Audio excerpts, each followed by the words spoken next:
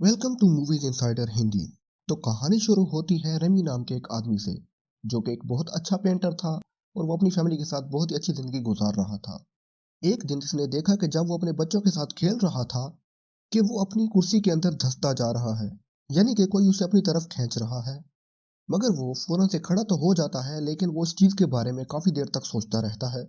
उस दिन के बाद उसके साथ बहुत ही अजीब चीजें होने लगी थी, जैसे कि वो कभी सोफे के अंदर धंसने लगता या कभी बेड के अंदर। और इसको इस सब के बारे में कुछ भी समझ नहीं आ रहा था कि उसके साथ क्या हो रहा है। वो इस चीज के बारे में काफी सोचता है। एक दिन जब वो स्टूडियो में जहां पर वो पेंटिंग करता था, वो अपने बच्चों के साथ था और उधर वो काम करते हुए पानी का टैप बंद करना भूल गया था, जिससे उसका सारा स्टूडियो पानी से भर जाता है। उसकी छोटी सी गलती की वजह से उसका सारा स्टूडियो तबाह हो गया था। वहां पर जब वो अपनी कुछ बची हुई पेंटिंग्स को बचाने की कोशिश करता है, मगर जैसे ही वो पेंटिंग्स लेने जाता है तो वो जमीन के अंदर धंसने लगता है।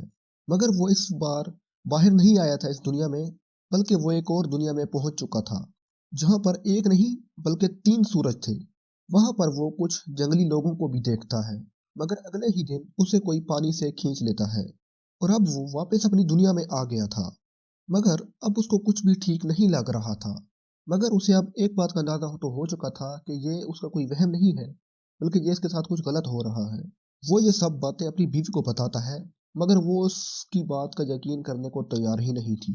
दरअसल रेमी की बीवी अपने बॉस को पसंद करती थी और वो रेमी को छोड़ना चाहती थी। बेचारे रेमी के पास तो कुछ भी नहीं बचा था, ना तो उसका स्टूडियो और ना ही उसकी बीवी। उस पर तो जैसे मुसीबतों का पहाड़ टूट चुका था। उसकी बीवी तो बॉस को मिलवाने घर पर भी ले आती है। रेमी को तो कुछ भी समझ नहीं आता। वो तो आराम से उनकी हर बात मान लेता है। वो तो ये भी कहता है कि कुछ दिनों के बाद मैं यह घर छोड़कर चला जाऊंगा।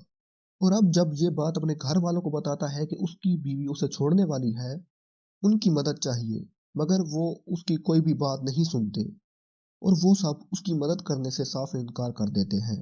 अब इस सब के बाद जब वो किचन में कॉफी बनाने जाता है, तो उसके साथ दोबारा से अजीब अजीब चीजें होने लगती हैं। उसकी बिल्ली हवा में रुक जाती है। वो जब अपने आसपास की चीजों को देखता है, सब कुछ रुक गया था। जमीन लिक्विड जैसे होने लगी थी और अब वो फिर से जमीन में धंसता जा रहा था। अचानक से वो अपने घर से एक जंगल में आ गया था, यानी कि दूसरी दुनिया में। तभी वो देखता है कि जंगली लोग जानवर को काट कर पका रहे हैं। वो उनसे मदद मांगता है, पर वो तो रेमी को अपना खाना समझ रहे थे। वो लोग उसके पीछे भागते हैं उसे पकड़ने के लिए, मगर वो किसी न किसी तरह अपनी जान छुड़ाकर वहां से भाग जाता है। और अब इसके बाद वो एक गांव में आ जाता है। वहां पर आकर वो एक गार में छुप गया था। तभी अचानक से कोई चीज उसको खींच लेती है और वो अचानक से आकर दोबारा अपने घर में गिरता है।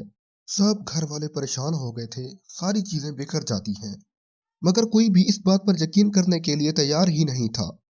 वो लोग आपस में बातें करते हैं कि रेमी पागल हो गया है। तभी वो वहां पर बेहोश हो जाता है और अब उसकी आंख एक अस्पताल में खुलती है, मगर वहां पर भी डॉक्टर उसकी बात पर यकीन करने के लिए तैयार नहीं थे।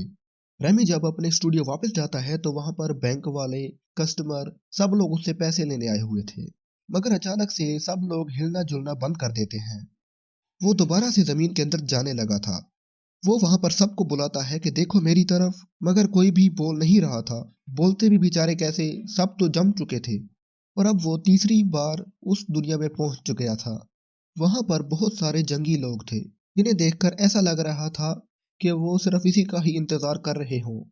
इशारों ही इशारों में उसे इन सब की बात समझ में आती है कि वो इसे उड़ने का कह रहे हैं। रेमी को ऐसा लग रहा था कि शायद वो उड़ सकता है। वो जोश में उड़ने लगता है, मगर वो बेचारा वहां पर गिर जाता है।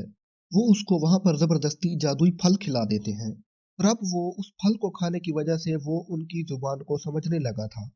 अब वहां पर उसको कबीले का सरदार समझाता है कि वो वहां पर आया कैसे। असल में सभी जंगी लोग वहां पर जोटान नाम के मोस्टर से बहुत डर रहे थे। वो किसी को भी उठाता था और मारकर खा जाता था।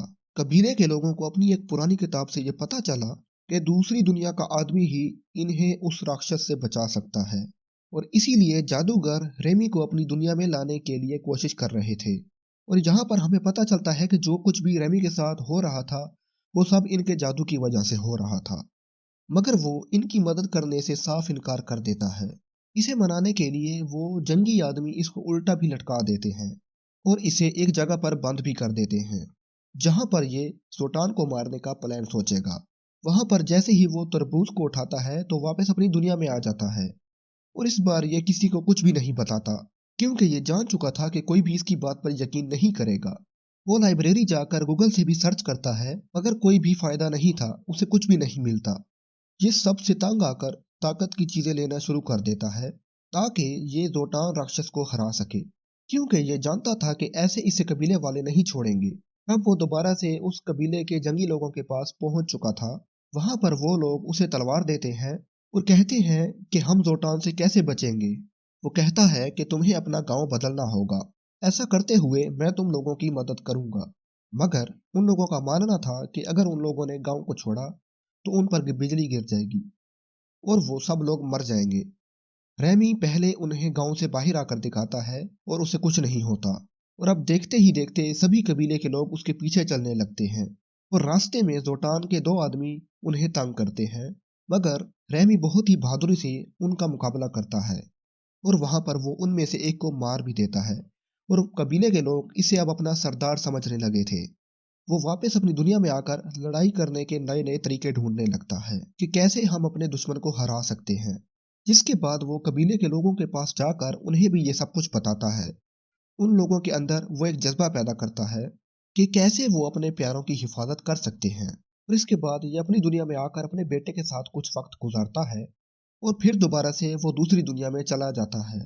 तभी वहां पर ये देखता है कि वहां पर तो एक बहुत बड़ी जंग छिड़ चुकी थी। जोटान की आर्मी कबीले के लोगों पर भारी पड़ रही थी और उन्हें बुरी तरह मार रही थी।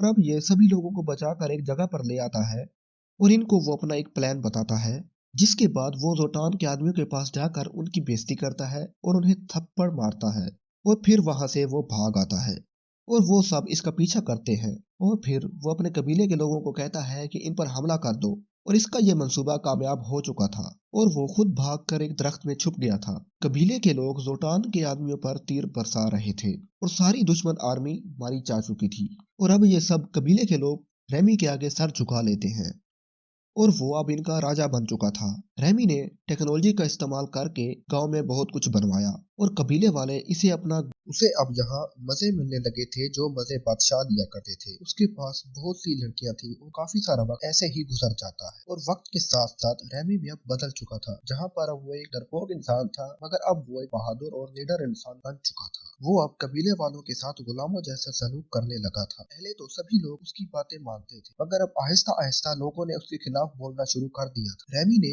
उन लोगों से बात करने की कोशिश की, मगर वहाँ पर कोई भी नहीं माना। वहाँ पर कुछ लोग अब रेमी को पकड़कर मारने वाले थे। तभी से वो वहाँ पर जमीन के अंदर धंस जाता है और दोबारा से अपनी दुनिया में वापस आ जाता है। रेमी अब सबक सीख चुका था कि लोगों को ऐसे राजा की जरूरत नहीं होती जो उनके साथ गुलामों जैसा सलूक करे। रेमी वापस अपनी दुनिया में आकर अपने दोस्त से मदद मांगता है ताकि वो दोबारा से पेंटिंग्स को शुरू कर सके। और अब इसकी जिंदगी में एक लड़की भी आ चुकी थी। वो दोनों एक दूसरे को पसंद करने लगे थे, मगर जैसे ही ये उसके पास आती है तो फौरन ही रेमी दूसरी दुनिया में चला जाता है। वहाँ पर कबीले के लोग इसे कहते हैं कि अभी तुमने जोटान को मारना है, जिसके बाद ही सब कुछ खत्म होगा। हालांकि रेमी इस सब में पड़ना नहीं चाहता था, मगर वो लोग इसे जोर जबरदस्ती जोटान की गार में फेंक देते। लड़ाई करते हुए रेमी को डर तो लग रहा था, मगर ऐसे ही वो अपना हथियार उठाकर हवा में फेंकता है और सीधा वो जोटान को जाकर लगता है। जोटान राक्षस अब मर चुका था। सब लोग उसे देखकर बहुत खुश थे। अब कबीले के लोगों की आखिरी रस्म भी बाकी थी। दरअसल इन लोगों ने रेमी को मारकर खाना था। ये